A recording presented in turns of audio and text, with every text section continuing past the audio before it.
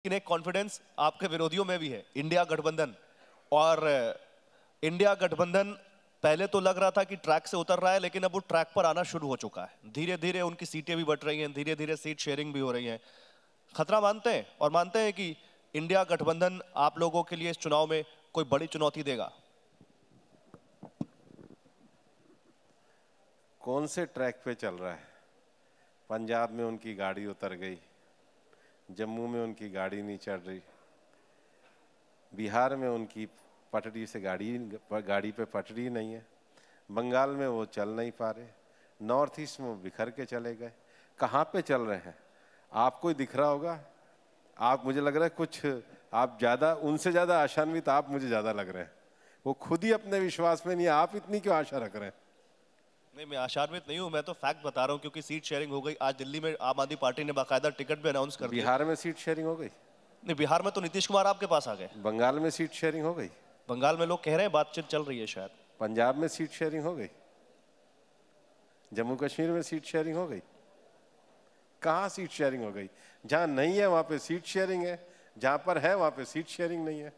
Seat sharing मतलब जिसके पास seat है वो उनसे शेयर कर रहा है क्या? जिसके पास नहीं है वो सब शेयर कर रहे हैं, पर जिनके पास है वो तो उनसे कोई शेयर नहीं कर रहा है। आप कह रहे हैं उनकी गाड़ी ट्रैक पर नहीं है, और वो मालूम है क्या कह रहे हैं भूपेंद्र जी? मालूम ही होगा, आपने तो देखा ही होगा। वो कह रहे हैं कि बीजेपी इंडिया गठबंधन से घबरा गई है, डर गई है, इसलिए इंडिया गठबंधन को उसने तोड़ना शुरू कर दिया है। हम क्यों तोड़ेंगे? आप एक बात देखिए, हम 2047 के विकसित भारत की बात कर रहे हैं, वहाँ से क्या आ रहा है? हम 2047 में दुनिया की तीसरी सबसे बड़ी अर्थव्यवस्था बनाने की बात कर रहे हैं, वहाँ से क्या आ रहा है? हम वुमेन डेवलपमेंट की बात कर रहे हैं, वुमेन लेड डेवलपमेंट भारत की, वहाँ से क्या आ रहा है?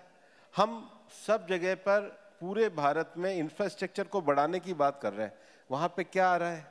हम देश में नई जातियाँ, मतलब गरीब, अन्नदाता, युवा और नारी शक्ति, इसके विकास की बात कर रहे हैं।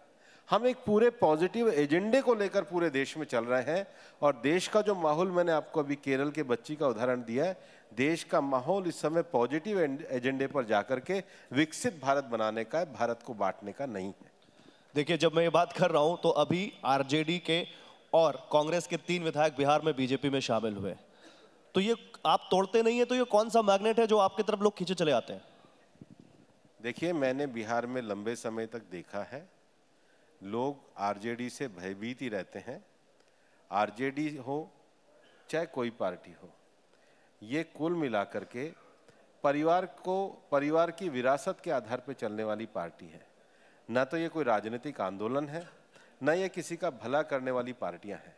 ये पार्टी केवल और केवल राजनीति में नए सामंतवाद को खड़ा कर रही है।